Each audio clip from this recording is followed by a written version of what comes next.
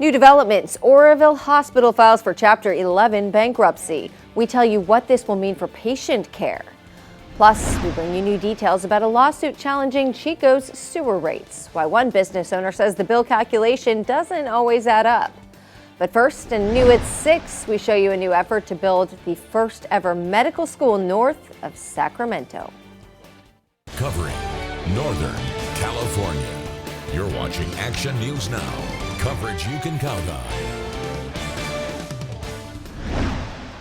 New at 6, a new effort is underway to create the first medical school focused on rural and tribal health care in Northern California. The Rural Northern California Medical Education Consortium is leading the project, bringing together doctors, educators, and community leaders from 17 counties in our region.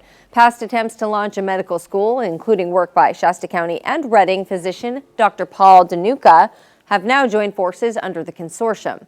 Shasta County has appointed Health and Human Services Agency Director Christy Coleman to represent the county. The goal is to train future doctors to stay and serve in local communities and to build a national model for rural and tribal medical education. Well, we have new details about a lawsuit recently filed by a Chico business challenging the city's new sewer fee structure. Dan Hayes, owner of Wendy's Massage on Mangrove Avenue, says he doesn't believe business owners are being billed correctly for their water use in all cases. This isn't the first time businesses have voiced frustration. Last December, we reported when the owner of Hula's Chinese Barbecue claimed that the rate structure approved in 2022 pushed their sewer bill from about $23 a month to more than $335 by 2023 and up to nearly $870 a month by August of 2024. Action News Now reporter Jerry O'Lennon has the story. Dan Hayes, CFO of Wendy's Massage on Mangrove Avenue, says some Chico businesses are being overcharged on their sewer rates. He argues the city is not following its own ordinance, claiming landlords should be billed in most cases, not individual tenants. Absolutely. After the city council denied his appeal, Hayes filed a lawsuit and says he still hasn't received a response. He hopes other businesses will join him in a potential class action suit, pointing to examples like Hula's, which he says was billed more than $800 a month. Hayes also alleges the city is misusing its winter quarter average calculation, leading to multiple bills for buildings with several tenants. The city, however, says its calculation is based on when Cal Water provides readings and denies misbilling in this case. A Superior Court judge is going to review everything, and that person is going to make the determination of whether the city is properly formulating their sewer bills or is doing it improperly. For now, Hayes says he'll keep pushing for clarity and fairness in Chico's sewer billing. In Chico, Jerry O'Lennon, Action News Now.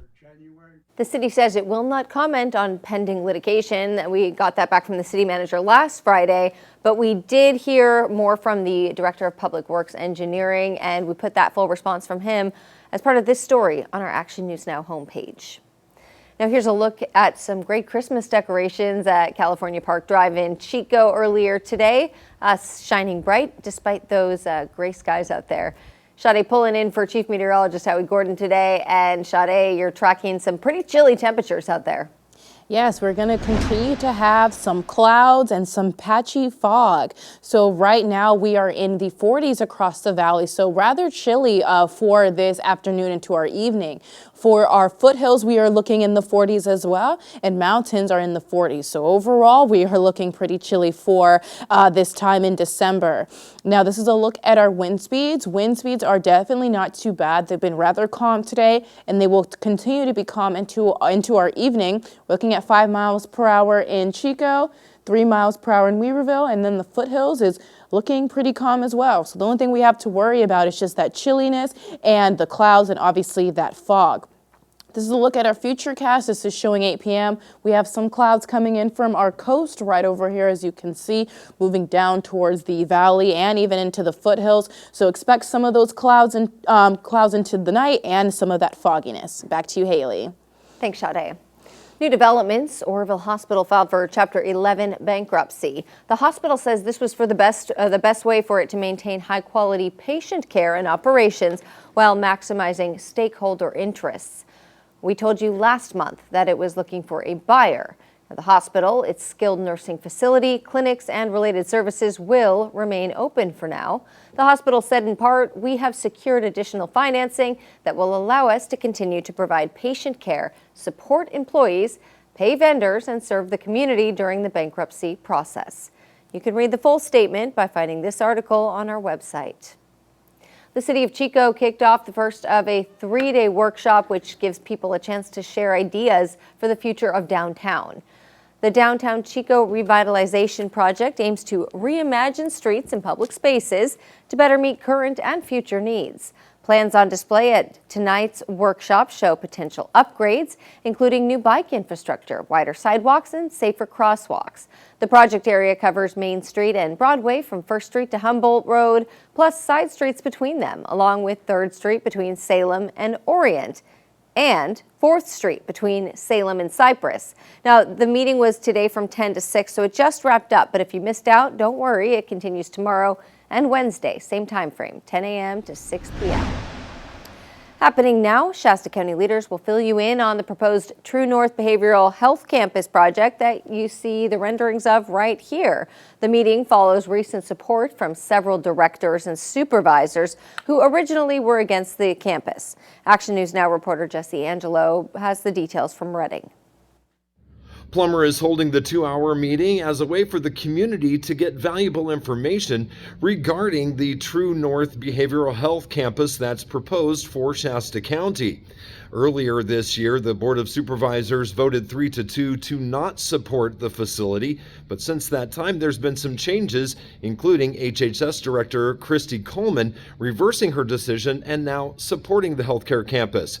Tonight's meeting features a panel of experts, including the applicants for the project, as well as law enforcement and mental health care professionals. The Board of Supervisors will hear the proposal again at their meeting tomorrow. In Reading, Jesse Angelo, Action News Now. And we'll have more details from that meeting tonight on Action News Now at 11. The final red light camera is officially up and running in Chico. This one's located at the intersection of Notre Dame and Skyway, and it's one of several that have been installed to enforce red light laws, part of the city's new automated traffic safety program. Right now, tickets at the intersection will just result in a warning, but after 30 days, if you're caught on camera failing to stop at a red light or turning right without coming to a stop first, you will be cited $465. This week on our Straight from the Source podcast, State Senate President Pro Tem Mike McGuire wants to represent our area in Congress and shares his take working across the aisle, as well as the controversy over schools keeping student information from parents. We recently had a Chico mom sue the school board over the transparency rules around, protecting certain kids who are going through gender identity stuff, and current state law saying that basically the schools can protect the kids and not tell families. Where do you stand on that sort of thing? Look, I think that the decision is with the student and the parents. And if a student wants to stand strong for what they believe in, the state is going to need to be able to stand up for them. Do you feel like you'll be able to compromise on some of the things? Like, are you someone who you're just going to stick with what the party says and this is how I vote because that's what the Democratic Party votes? Or do you think you would fight for, let's maybe make some concessions? I think the best predictor of the future is to be able to look at the past and the accomplishments that I've had in the past. I represent some of the most rural areas in all of the West Coast, some of the most rural areas.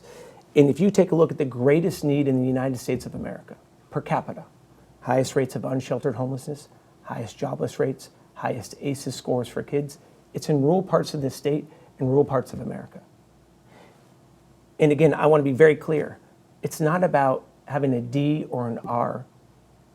It's about treating everyone fairly. It's your favorite 90s sitcom? 90s sitcom, let's see here. Woman is Three's Company. I was not supposed to. Was that? That might have been 80s. Oh crap! I just dated myself. Okay.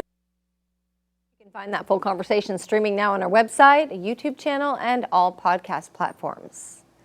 Want to help shape Chico's arts scene? Well, the city needs a new commissioner. Those details new at 6 and straight ahead.